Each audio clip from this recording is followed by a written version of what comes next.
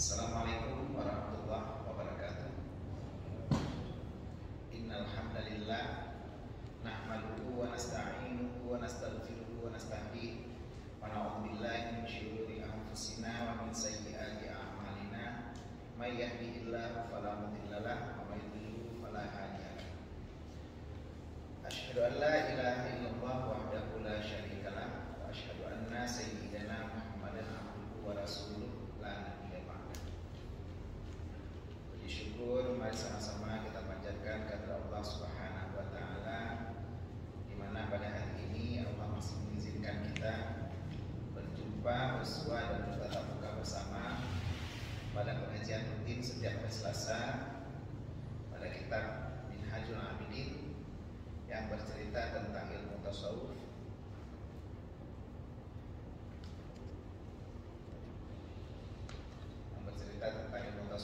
yang membuat kita menjaga akhlak dan etika serta tingkah laku kita dalam keseharian hidup kita di dunia.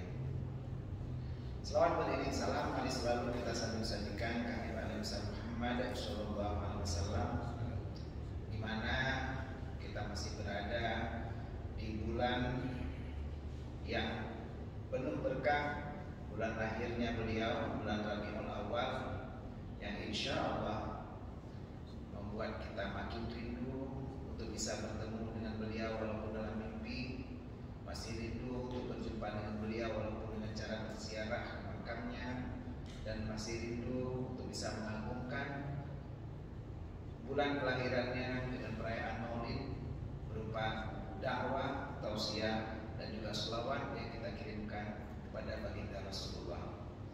Semoga dengan keberkahan bulan kelahiran Rasulullah ini makin meningkatkan cinta kita dan cinta untuk mengikuti petunjuk daripada beliau, yaitu dengan menuntut ilmu yang diajarkan Rasulullah, terutama ilmu tentang etika. Kaum ayah berbantu jamaah Masjid Al-Falah Gede Aceh. Hari ini kita masih belajar di kitab Minhajul Abidin.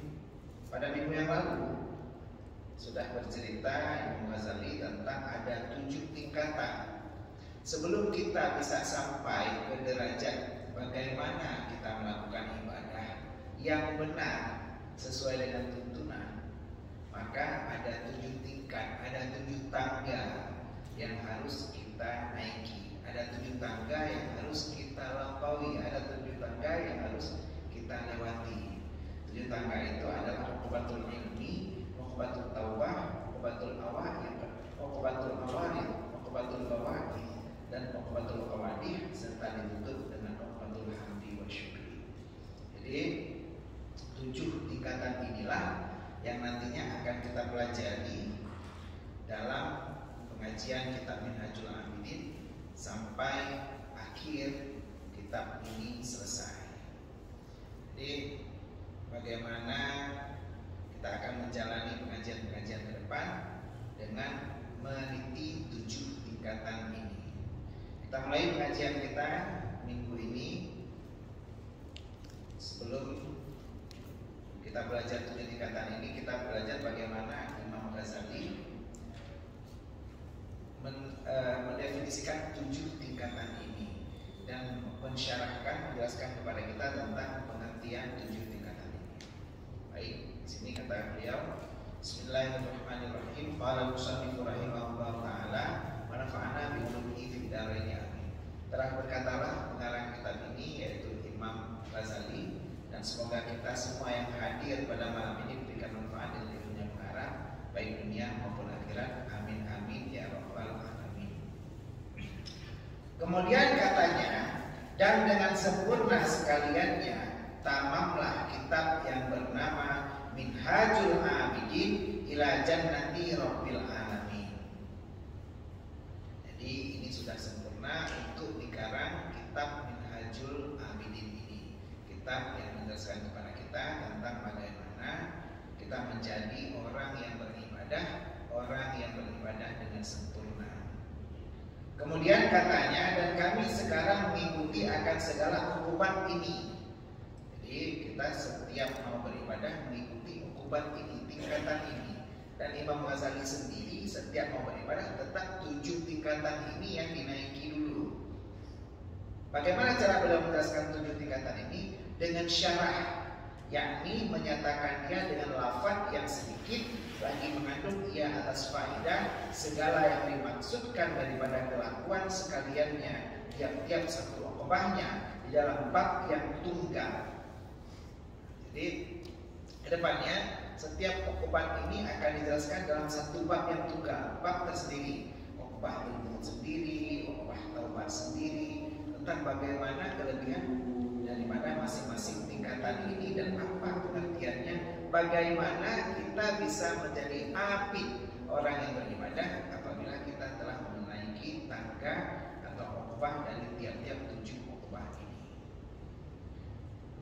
Bermula Allah Subhanahu wa taala yang memberi taufik dan benar pada yang dimaksudkan dengan kurnianya dan lutfinya, wala haula wala quwwata illa billahil aliyyil azim. Jadi dalam setiap upah yang akan diajarkan nantinya tetap kita berpegang bahwa taufik itu berada dari Allah. Taufik itu atau hidayah itu berasal dari Allah. Jadi kalau memang kita mau belajar tingkatan ini, segiat apapun kita belajar, sepandai apapun kita, tidak akan mengena, akan mesteri dalam hati, akan mengubah dalam etika kitanya dan akan merubah akhlak kitanya sebelum ada taufik dan hidayah dari Allah. Makanya setiap mau belajar tetap menggantungkan harapan pada Allah. Dudah dega IQ kita nyampi, kalau tidak ada Allah yang akan membantu kita, maka semua ilmu yang kita pelajari sia-sia. Nah, makanya Imam Ghazali tetap mengunci dengan la haula wala quwwata illa billah. Tiada daya maknanya, hana kekuatan maknanya kecuali pada Allah. Semua yang terjadi semuanya sudah ditakdirkan oleh Allah. Jadi nggak mungkin kita melakukan sesuatu tanpa izin Allah, termasuk dalam acara takdirnya. Kata Imam Ghazali radhiyallahu anhu wa ardahu, berkata Imam Ghazali, semoga Allah meridai beliau dan juga Allah dan beliau ridha kepada Allah, al-uqbatul ula wa hiya uqbatul ilmi. Bermula ini adalah tingkatan yang pertama dan dia adalah tingkatan ilmu. Jadi kita masuk bab pertama, yaitu bab ilmu. Bermula uqbah yang pertama itu yaitu dinamakan uqbatul ilmi. Kata muallif radhiyallahu anhu, maka aku berkata, dan dengan Allah memberi taufik ia orang yang menuntut ilmu dan ibadah, lazimkan olehmu pertama-tama telah memberi taufik akan dikau Allah Subhanahu wa taala dengan ilmu, maka bahwasannya ia nutup, yakni paku, dan di atasnya tempat edaran. Jadi kata Imam Ghazali, tingkatan pertama itu ilmu. Apabila kita nyokuronyo, kata dengar kitabnya, kata dengar buat malamnya Allah takdirkan kita mengikuti pengajian malam ini, maka sungguh Allah sudah mengizinkan kita untuk menjadi salah seorang abidnya, salah seorang orang yang boleh beribadah kepada Allah. Kenapa? Karena kita sudah ditakdirkan malamnya dan dengar buat, yang itu merupakan uqbatul ilmi. Makanya kalau kita sudah diberikan kesempatan Allah untuk menimba ilmu, menerima ilmu, jadikan dia paku. Kutub itu paku, artinya berdedam. Tip-tip yang temenno, tip-tip yang tadi upayakan nasimak, begat, upahami dan upayakan baik kadari. Karena di atas itulah tempat edarannya. Ananda kita kelas 1 SD belajar membaca ABCD, belajar bergerak, abatan tajahan. Upayakan yang kata makna dari kelas SD, dari kelas TKA itu jangan lupa sampai sekarang. Kamu lain dapat mengenai dengan bagaimana caranya dia masuk ke dalam WC, membaca doa masuk WC, masuk ke dalam masjid, membaca doa masuk masjid, keluar masjid, membaca doa keluar masjid. Upayakan yang sudah kita tahu, jangan lupa lagi.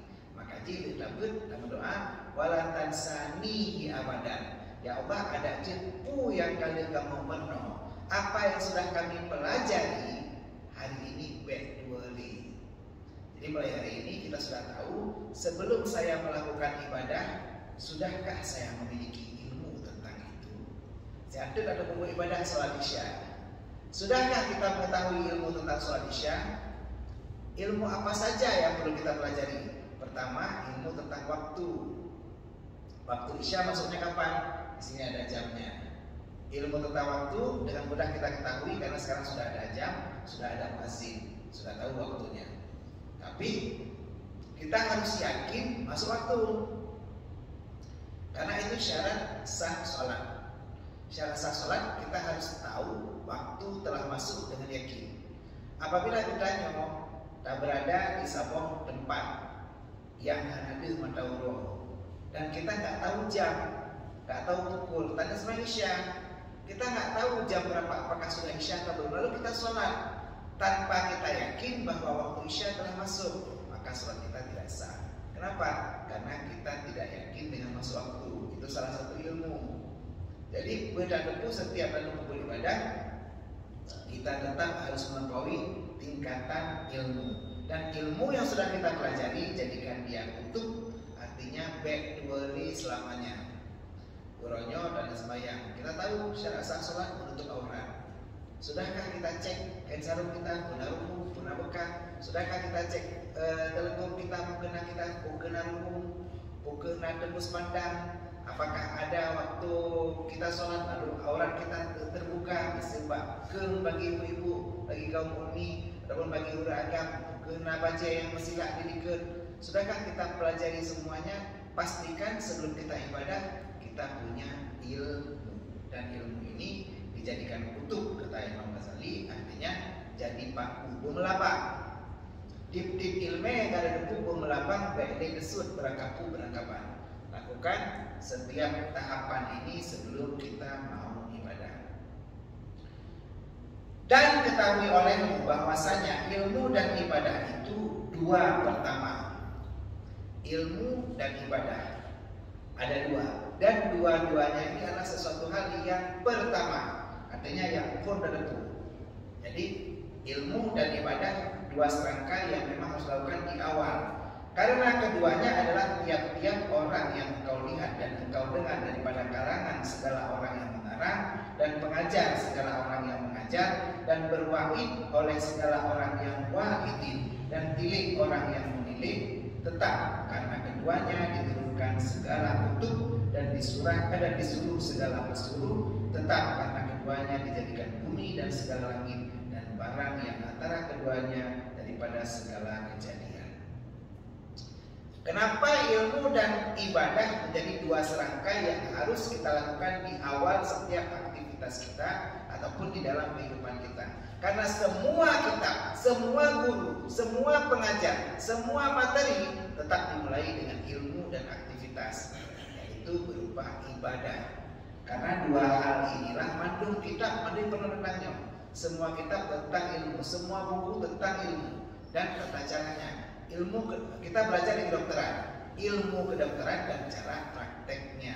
Kita belajar di teknik, ilmu teknik dan prakteknya. Kita belajar fikih, ilmu fikih dan prakteknya. Tetap keduanya serangkai dan berada di awal.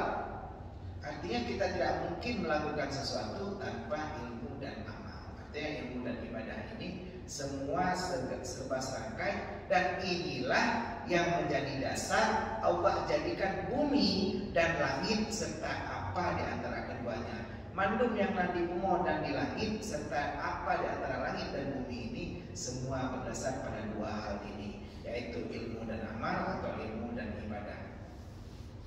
Maka pilih olehmu wahai Abu, Abi, Umi, Ustaz dan Allah sudah hadir, kita pilih, pelajari oleh kita semuanya akan dua ayat dalam kitabullah Ta'ala. Salah satu daripada budaya firman Allah Ta'ala dengan putra Allah, Alladzi khalaqa sab'a samawati wa minal ardi mithlahunna yatanazzalul amru bainahunna lita'lamu annallaha 'ala kulli syai'in qadir wa annallaha qad ahata bi kulli syai'in. Siapa itu Allah? Tuhan yang menjadikan 7 petala langit dan daripada bumi seumpamanya jua, dan diturunkan pekerjaan antaranya supaya kamu ketahui bahwasanya Allah Subhanahu wa Ta'ala itu atas tiap-tiap suatu amat kuasa, dan bahwasanya Allah Subhanahu wa Ta'ala sanya telah meliputi dengan tiap-tiap suatu ilmunya, dan memadalah dengan ayat ini akan dalil atas kemuliaan ilmu. Bagaimana Allah wadah kebejit 7 lapis langit dan 7 lapis bumi, dan apa yang antara keduanya yang Allah lakukan. Pertama adalah qad ahata bi kulli syai'in ilma. Allah meliputi semuanya dengan ilmu. Kita gerah mau minum, kita harus tahu ilmu minum. Silang pipet dalam belah aqua, bismillahirrahmanirrahim, lalu kita baca dan kita minum. Itu juga perlu ilmu. Kenapa? Tanpa ilmu deruh terjadi. Kita mau sholat, kita mau makan, ada ilmunya, ada doa sebelum makan, kita mau tidur, ada doa sebelum tidur. Semua kita lakukan dengan ilmu, dan Allah jadikan langit dan bumi dan semua yang ada padanya semuanya dengan ilmu. Dalam umum minyak, Allah tujuh minyak dalam umum untuk kita bisa dapat manfaatkan. Kita harus punya ilmu. Di Aceh Timur, Dikuh, ditarik dengan mesin bor, ternyata tidak sesuai prosedur, tidak sesuai ilmunya, tidak sesuai SOP-nya, standar operatif prosedurnya, tutup, meledak. Artinya tidak sesuai ilmunya. Allah sediakan ikan di dalam laut, mengambilnya pakai ilmu. Ada GPS-nya, ada sonarnya, ada fishing feedernya. Kita tahu di mana lokasinya. Artinya mendapatkan ikan saja pakai ilmu. Nah, cicip, at-tayru yatiru fil hawa, ada burung yang terbang di langit. Bagaimana mendapatkannya? Tanduk busur, tanduk petah, tanduk timbak pakai beli angin pun ada ilmunya. Tanpa ilmu tidak tepat sasaran kita. Artinya Allah jadikan langit dan bumi, dan di antara keduanya qad ahata bi kulli syai'in ilma. Dan ini cukup dalil supaya kita selalu mengutamakan ilmu. Tanpa ilmu hanyalah doa cara audit. Bagaimana kadang-kadang ilmu-ilmu yang sepele seperti ilmu refleksiologi, bagaimana dengan aduh sakit baki, daurun aki, sakit mulut, daurun jaro, sakit perut, daurun aki juga. Ternyata ada titik-titik saraf di kaki dan tangan kita ternyata. Nah, itu juga bagian dari ilmu. Artinya hidup kita tidak akan berarti tanpa adanya ilmu, baik itu di dunia maupun di akhirat. Makanya Rasulullah bersabda, man arada dunya fa alaihi bil ilmi.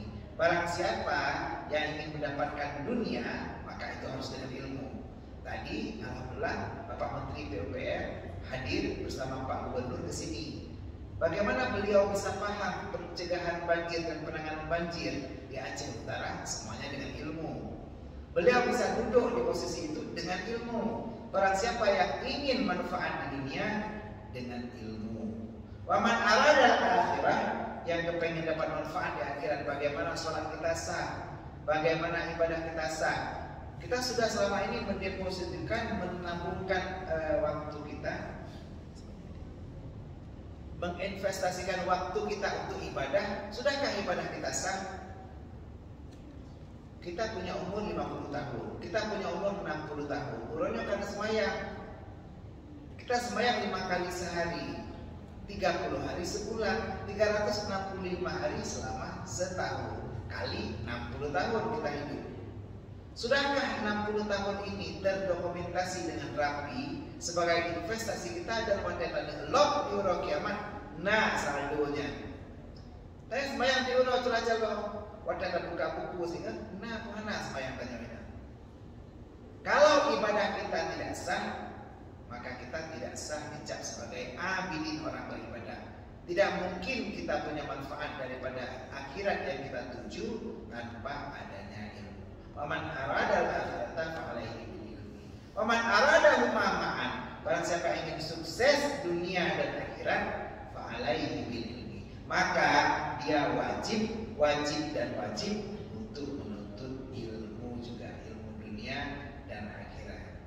Bagaimana kita dimanapun kita bekerja di PDAN, kita bekerja di lapas, kita bekerja dimanapun, mau kita pegawai negeri, mau kita swasta, tetap harus punya ilmu. Ilmu dalam berkeluarga, dalam mendidik anak. bagaimana membagi waktu sebagai ayah dan ibu, so pegang PR anak min, so urus baca anak min, so minta pen, membagi waktu yang quality time bersama family time kita itu juga butuh ilmu, dan inilah yang diajarkan oleh Allah.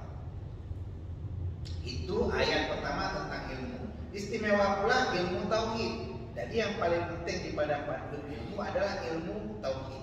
Kita belajar hari ini kitab tasawuf, tapi bagaimana Imam Ghazali tetap tidak mengedepankan tasawuf dulu, tapi tauhid dulu. Kenapa? Karena yang pertama awwaluddin ma'rifatullah. Pertama daripada agama adalah mengenal Allah. Kalau kita tidak kenal siapa kita sembah, maka untuk apa kita ibadah? Sementara ibadah Allah jelaskan dalam firman Allah yang kedua, yaitu wa ma khalaqtul jinna wal insa illa liya'budun, dan tiada kami jadikan jin dan insi melainkan karena menyembah mereka itu, yakni mengerjakan ibadah akan kami. Dan memadalah dengan ayat ini menunjukkan atas kemuliaan ibadah. Jadi ayat ini menunjukkan bagaimana kita hidup dan menjalani kehidupan harus dengan beribadah dan melazimkan berhadap atasnya. Maka besarkan olehmu dengan dua pekerjaan ini. Keduanya dimaksudkan daripada menjadikan dua negeri, adapun dunia karena tempat berusaha dengan dia, dan adapun akhirat karena tempat mengambil buahnya. Jadi kita yang hadir pada malam ini tetap harus melakukan dua hal, ilmu dan ibadah. Kenapa? Karena di dunia kita butuh ilmu dan ibadah, karena kita berusaha dan hidup di atas dunia, dan kita butuh juga untuk akhirat sebagai buah yang akan kita petik nantinya wanda kita sudah menghembuskan nafas terakhir dan menghadap Allah Subhanahu wa Ta'ala. Maka sebenarnya bagi hamba itu bahwa jangan menyombongkan melainkan dengan keduanya. Anakku dekesya, anakku merasa hayu kita, anakku merasa hebat kalau kita tidak punya ilmu dan ibadah. Dan dipayahkan melainkan bagi keduanya. Tak perlu kita bercapek-capek diri mengeluarkan energi dan babeh wate dan babeh tenaga kecuali untuk belajar dan beribadah. Dan jangan ditilik melainkan pada keduanya. Jangan kita gunakan seluruh sumber daya yang ada pada kita kecuali untuk belajar ataupun ibadah. Tak gunakan jaro, tak gunakan gaki, baik tak gunakan kecuali untuk jabut, baik tak gunakan kecuali untuk ibadah, untuk sembahyang. Lain daripada itu tak usah. Maka ketahui bahwasanya barang yang lain daripada keduanya, daripada pekerjaan itu batil. Kita mau pergi ke kedai kopi, tadi dulu anak manfaat nak main game menampu itu batil. Oh, kita pergi kedai kopi tapi mau ngopi, ngobrol perkara iman, silahkan. Kita ngobrol yang menambah ilmu, silahkan. Saya kedai kopi mau mengajar, mau bercerita atau sambil meratip pada kedai kopi, silahkan. Jangan gunakan waktu kita selain untuk belajar dan beribadah. Belajar dan beribadah, belajar dan beribadah. Hanya dua hal ini. Selain daripada itu batil. Jangan gunakan waktu kita untuk selain keduanya. Tiada kebajikan padanya dan sia-sia yang tiada hasil baginya. Akan sia-sia umur kita, sia-sia udin kita apabila kita gunakan bukan pada belajar dan beribadah. Maka apabila kamu tahu bahwa yang demikian, maka ketahui olehmu bahwasanya ilmu itu yang terlebih mulia daripada dua permata dan yang terlebih afdal daripada keduanya. Dan karena sabda Nabi Sallallahu Alaihi Wasallam, Inna afdalul alimi alal abidi kafadli ala adna rajulin min ummati. Seandainya kita mau gunakan waktu, Ustaz, saya hari ini ada lowong waktu. Apa saya sholat, saya gunakan untuk sholat, apa saya gunakan untuk buat Quran, atau saya gunakan untuk mengaji. Nah, apabila kita punya waktu luang untuk dua kesempatan ini, dahulukan untuk belajar dan belajar. Kenapa? Karena orang alim sekalipun itu lebih hebat daripada orang yang ahli ibadah. Kata Rasulullah bahwasanya kelebihan orang yang alim atas orang yang abid seperti kelebihanku, kata Rasulullah, atas sekurang-kurang daripada umatku. Orang yang paling bangai daripada umat Nabi Muhammad dengan Nabi Muhammad dukdah beda tingkat, dukdah beda derajat, dukdah beda level. Seperti itulah beda level antara orang alim dengan orang yang ibadah. Orang ahli ibadah tapi tanpa ilmu, itu ibadahnya akan jadi sia-sia. Makanya apabila punya waktu luang, gak ada dengan YouTube, punya kuota lebih, gak ada dengan YouTube ataupun tajak di mana ada pengajian di Masjid Al-Falah di Aceh ini, insya Allah setiap malam ada pengajian, ada gabut. Lebih bagus daripada tak ibadah. Maaf, kita habis sholat maghrib misalnya, belum sempat sholat sunat, tiba-tiba kan tengku kesumput. Lebih enggak ada sembahyang, ada sembahyang, ada main ngabut, menyertabut, ada main puput sembahyang karena hanya kusyuk dan sembahyang dengan kesumput. Karena kesumput mami, lebih bagus kita dengar ngaji. Kenapa? Sholatnya sunat, mengajinya wajib. Kita lebut subuh, dan wiri-wiri dan sembahyang syuruk. Tapi di dalam masjid naga kesumput. Lebih baik tak beda sembahyang sunat syuruk yang ibadahnya seperti pahala haji dan umrah, atau lebih baik tak ngabut, lebih baik tak ngabut. Kenapa? Karena inna afdalul alimi alal abidi kafadli ala adna rajulin ummati. Level antara ulun beut, ulun malin dan ulun ibadah seperti level Rasulullah dengan umat yang paling kek, dengan umat yang paling uduknan jarak haji antara orang beut. Lebih baik tak ngabut. Walaupun kita sudah tahu, walaupun kita sudah paham, putra bukan tentang sembahyang, tentang jaga ibadah, belum kita menempuh itu. Jangan pernah kita takut untuk menambah ilmu, karena setiap pengajian yang tadi, walaupun kada deku, tetap ilmu kita bertambah, minimal bertambah tebal. Nah, deku kesebut tentang sembahyang, tanya dari ubun deke sudah tahu tentang sembahyang, tetap terdengar bun. Kenapa? Menambah keyakinan kita dan ilmu kita walaupun kita sudah tahu. Makanya Rasulullah mengajarkan seperti apa yang diajarkan Allah kepada Rasulullah di surat Taha. Apa kata Allah? Waqul rabbi zidni ilman. Sebelum kau belajar katakan, ya Allah, tambahkan ilmuku. Rasulullah gudang ilmu, penuh dengan ilmu. Tapi tetap doa kita sebelum belajar diajarkan oleh Allah di surat Taha, Rabbi zidni ilman. Ya Allah, tambahkan ilmuku. Jadi jangan sempat kita bosan dengan pengajian walaupun kita sudah tahu. Uronya bulan maulid, tim depan, tim penasa, semua mimbar, semua khatib Jumat, semuanya membahas tentang Rasulullah. Kita sudah hafal tentang Rasulullah di luar kepala. Ibundanya Aminah, ayahandanya Abdullah, lahir di tahun gajah 12 Rabiul Awal. Kita sudah tahu semua. Hijrah ke Madinah sudah tahu, tapi jangan bosan mendengar walaupun kita sudah tahu. Kenapa? Setiap ilmu yang kita dengar kembali tetap zid, bertambah dan bertambah.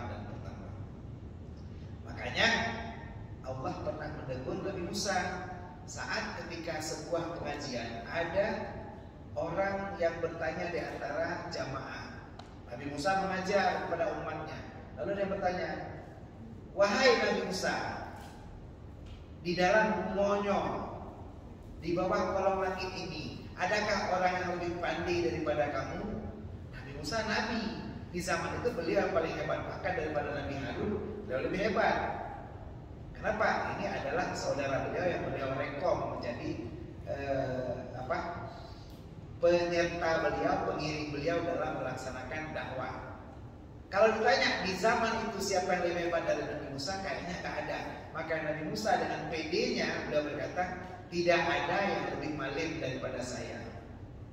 Lalu Allah menegurnya, wahai Musa, ada orang yang lebih hebat dari kamu, lebih pandai daripada kamu.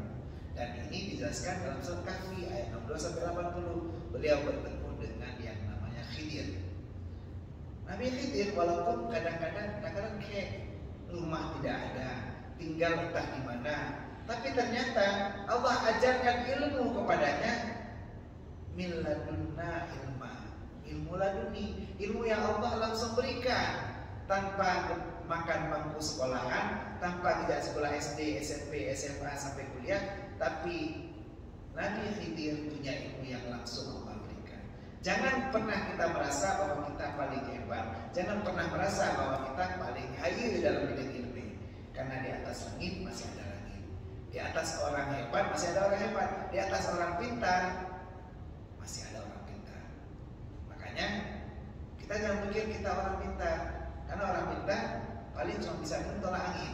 Sementara orang yang selalu belajar bisa minum semuanya, bisa minum aqua, bisa minum yang lain lagi. Makanya gunakan ilmu kita dan waktu kita untuk terus belajar dan belajar. Dan lagi sabda Nabi Shallallahu Alaihi Wasallam, "Nadratun ilal alimi ahabbu ilayya min ibadati sanatin syamuha wa qiyamuha."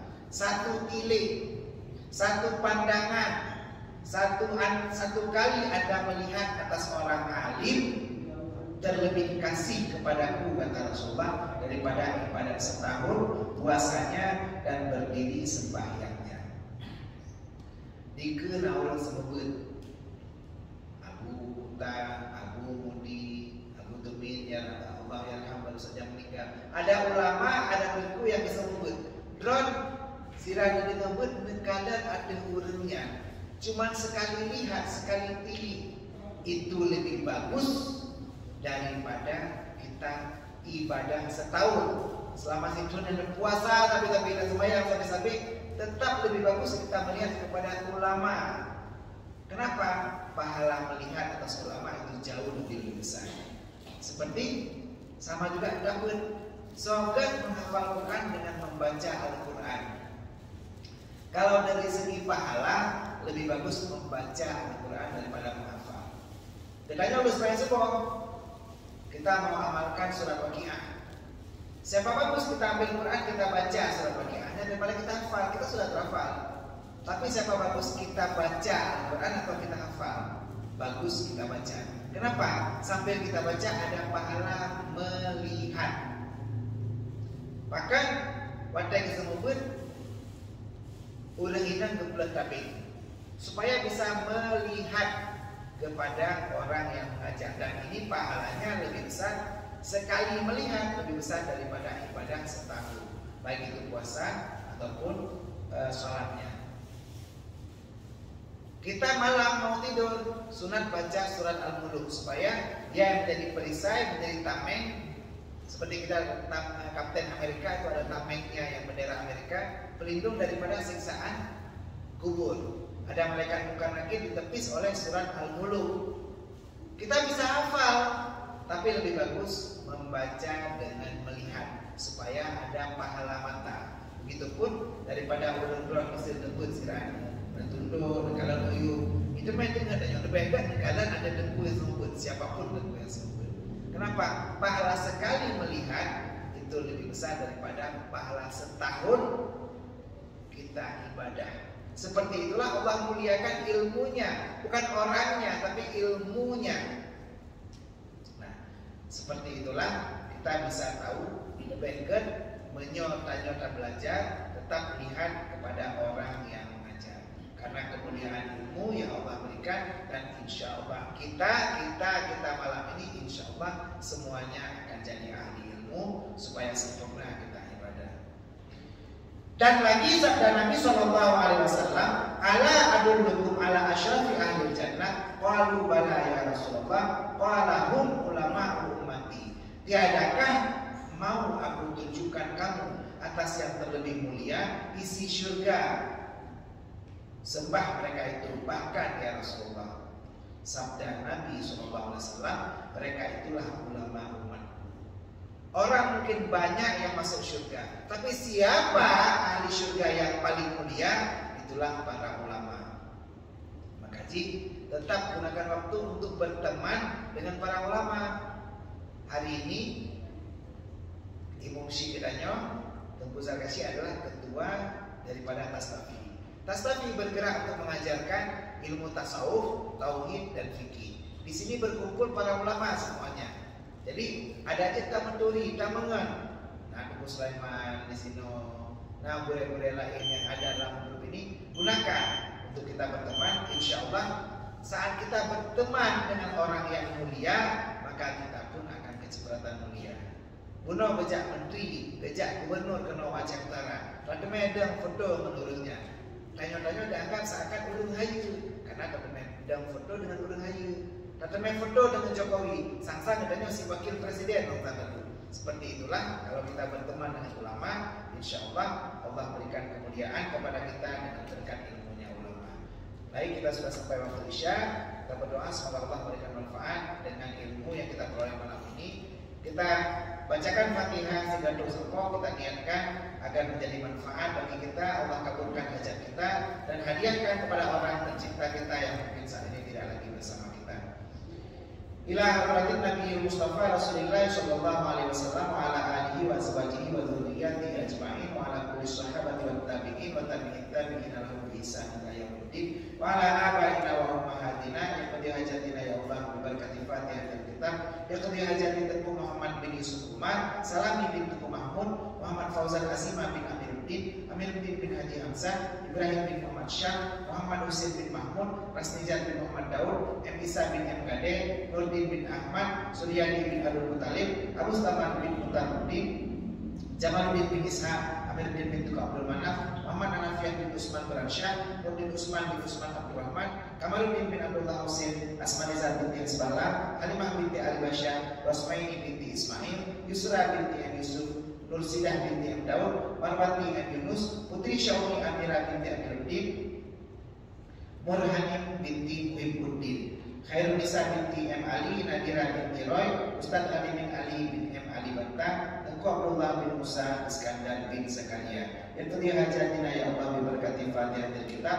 Ala azini ya Rabbul niyatin salihah, ajma'in al-Fatihah.